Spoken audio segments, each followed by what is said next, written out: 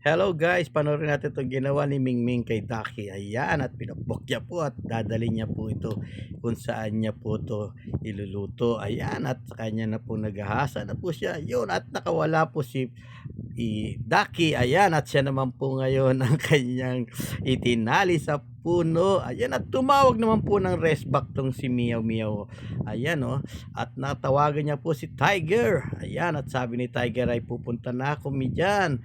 Ayan, at nga nga po rumesbak na po ang dalawa, si Tiger at saka si Panda. Ayan, at may ginawa pong paraan para mapigilan niya si Tiger at si Panda. Binaksakan niya ng bato. Ayan nga po, biyak nga po ang kanilang sasakyan at hindi naka-resback. At ito na nga, ang nanalo ay si Daki. Kinulong silang dalawa.